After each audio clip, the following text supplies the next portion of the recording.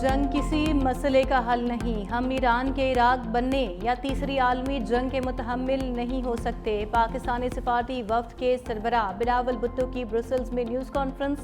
कहा, तमाम मसाइल का हल मुज़ाकरात और सिफारतकारी से ही मुमकिन है। आलमी बिरादरी ईरान इसराइल जंग बंदी के लिए किरदार अदा करे।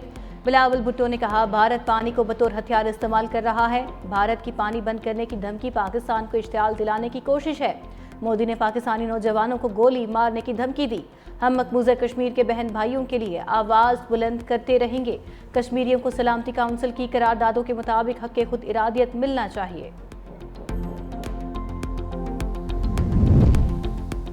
वज़ीर दिफा ख़ारजा आसिफ ने ईरान पर इसराइली हमला इंतहाई अफसोसनाक करार दे दिया। मुस्लिम ममालिक से इसराइल के साथ ताल्लुकात ख़त्म करने का मुतालबा। कहा, इसराइल ने फ़लस्तीन के बाद यमन और अब ईरान को निशाना बनाया।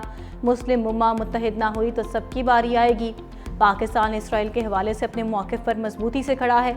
इसराइल के हाथ फ़लस्तीनियों के खून से रंगे हैं, इन्हें झटक देना चाहिए। मुस्लिम ममालिक को इसराइल के मुकाबले के लिए मुश्तरका हिकमत अमली बनाना होगी। हमारा ईरान के साथ रिश्ता देरीना और बेमिसाल है। हम मुश्किल की इस घड़ी में अपने ईरानी भाइयों के साथ हैं।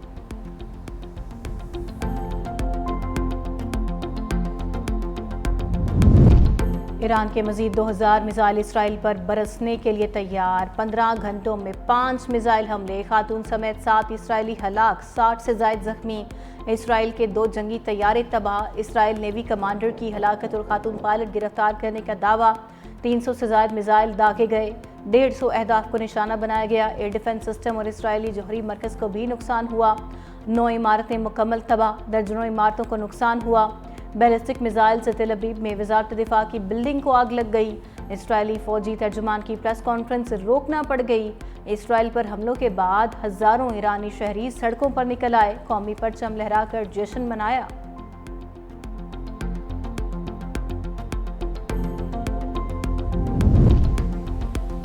ईरान पर इसराइली हमलों में भी एक बार फिर शिद्दत। तेहरान फिर धमाकों से गूंज उठा। मेहराबाद एयरबेस पर बमबारी। हमदान और तबरेज़ समेत ईरानी फ़ज़ाइया के फ़ौजी अड्डों को निशाना बनाने का दावा। इस्फ़हान के रईसी पावर प्लांट पर भी धमाकों की इत्तलात। इसराइली हमलों के जवाब में तेहरान में फ़ज़ाई दिफ़ाई निज़ाम फ़आल कर दिया गया। सहूनी फ़ौज का 200 अहदाफ को निशाना बनाने का दावा। ईरानी मीडिया के मुताबिक ईरान पर इसराइली हमलों में अब तक 78 अफराद जाँ बहक, 300 ज़ख्मी हो चुके। ईरान का मिलिट्री ऑपरेशंस के deputy chief general Mehdi Rabbani और जनरल स्टाफ के head of intelligence general Gholam Ali Reza Mehrabi की शहादत की भी तस्दीक। ईरान में इसराइली जासूसों के खिलाफ क्रैकडाउन शुरू। ईरानी शहर यज़्द में इसराइल के लिए जासूसी और मदद करने के इल्ज़ाम में 5 अफराद गिरफ्तार। ईरानी मीडिया के मुताबिक गिरफ्तार अफराद मुबैना तौर पर हालिया हमलों में इसराइल की मुआवनत और जासूसी में मुलविस थे। मीडिया रिपोर्ट्स के मुताबिक 13 जून को इसराइली इंटेलिजेंस ने जासूसों की मदद से ईरान के अंदर ही एक ड्रोन अड्डा कायम किया, जहां से भी मुख्तलिफ अहदाफ को निशाना बनाया गया।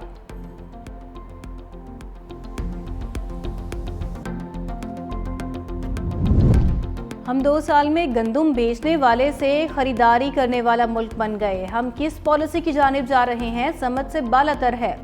रहनुमा पीपल्स पार्टी सैयद नवीद कमर की वफाकी बजट पर तनकीद। कहा, आपके पास हर चीज़ का बहाना IMF है। बजट हुकूमतों की पॉलिसी होता। अगर पॉलिसी एक तरफ और बजट के नंबर दूसरी तरफ जा रहे हों तो हम कहाँ जाएं? दुनिया फूड सिक्योरिटी पर काम कर रही है और हम दूसरे ममालिक में ज़मीन खरीद रहे हैं। बजट में मसाइल आए, जो फंड्स विफाक से मिलने थे वो नहीं मिले। वज़ीर आला सिंध मुराद अली शाह की पोस्ट बजट कॉन्फ्रेंस। कहा, विफाक कहता है कि कौमी मुआशी मुआहदे पर दस्तखत करें। विफाक काबिल तकसीम व हासिल अहदाफ का भी ख्याल रखे। विफाक कह चुका 104 अरब रुपए कम मिलेंगे। पैसे कम मिलेंगे तो तरक्याती बजट मुतासर होता है। इस साल तालीमी बजट में 18% इजाफा किया। मकामी हुकूमतों को 132 अरब रुपए का तरक्याती बजट दिया जाएगा।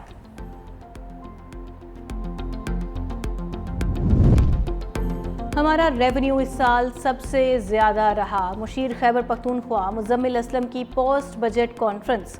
कहा, वफाक ने पंजाब और सिंध के लिए ज़्यादा फंड्स मुख्तस किए हैं। वफाक ने बजट में खैबर पख्तूनख्वा को नज़रअंदाज किया। हमने नॉन टैक्स रेवेन्यू में इजाफा किया है। माजी में ज़म इज़ला के पैसे सूबाई हुकूमत खर्च करती थी। इस बार ज़म इज़ला पर हमने अपनी जेब से खर्च किए। लोग कहते थे सेहत कार صحت کارڈ کھول دیا جائے تو چلاؤ گے کیسے؟ ہم الزام تراشی کی سیاست سے باہر نکلے، ہم نے صرف آگے کی جانب دیکھا، یہ نہیں کہا کون کیا کر کے گیا۔ اسلام آباد پولیس نے مقدمات نہ درج کرنے کی پالیسی اپنا لی، 22A اور 22B کی درخواستیں پولیس کی نااہلی کا ثبوت۔ اسلام آباد کی مقامی عدالتوں میں روزانہ 40 سے زائد 22AB درخواستیں زیر سماعت، 1000 سے زائد شہری ہر ماہ انصاف کے لیے عدالتوں سے رجوع پر مجبور۔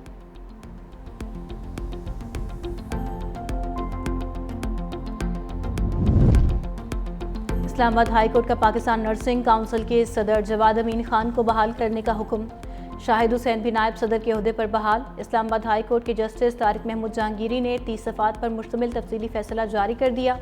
فیصلے میں کہا گیا ہے کہ وفاقی کابینہ کی منظوری کے بغیر پٹیشنز کو ڈی نوٹیفائی کرنا سپریم کورٹ کے فیصلے کی بھی خلاف ورزی ہے۔ ڈی نوٹیفائی کرنے سے قبل درخواست گزاروں کو کوئی شوکاز نوٹس نہیں دیا گیا۔ پاکستان نرسنگ اینڈ کونسل کے صدر جواد امین خان کو نگران دور میں حکومت میں عہدے سے ہٹا دیا گیا تھا۔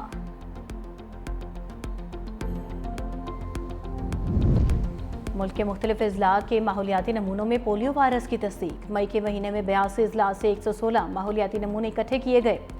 NEOC سے مطابق 47 نمونوں میں پولیو وائرس مثبت پایا گیا۔ سندھ سے 14 اضلاع کے ماحولیاتی نمونوں میں پولیو وائرس کی تصدیق، KPK کے 8، بلوچستان سے 6 اضلاع میں پولیو وائرس مثبت نکلا، پنجاب سے 4 اضلاع، گلگت بلتستان اور اسلام آباد سے ایک ضلع میں پولیو وائرس پایا گیا۔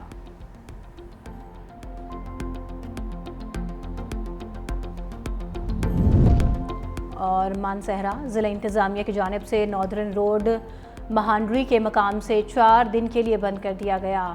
شارع کاغان 15 سے 18 جون تک سیاحوں کے لیے بند رہے گی۔ ضلع انتظامیہ کے مطابق پل کو 33 فٹ تک NHA کے تعاون سے وسیع کیا جا رہا ہے۔ گزشتہ سال مہانڈری پل سیلابی ریلے میں بہہ گیا تھا۔ ضلع انتظامیہ کی جانب سے عارضی پل تعمیر کیا گیا تھا۔ سیاح 4 دنوں میں کاغان ناران کے سفر سے گریز کریں، گلگت بلتستان کے سفر کے لیے شارع قراقرم استعمال کریں۔ ایران اسرائیل کشیدگی، 6 ممالک کی فضائی حدود مسلسل بند ہونے سے بھارتی ہوا بازی کی صنعت کو شدید نقصان کا سامنا۔ بھارت کی 30 پروازوں کے رخ موڑنا پڑے اور درجنوں پروازیں منسوخ کر دی گئی۔ پاکستان کا فلائٹ آپریشن زیادہ متاثر نہیں ہوا، صرف 7 پروازیں منسوخ اور متعدد تاخیر کا شکار ہوئیں۔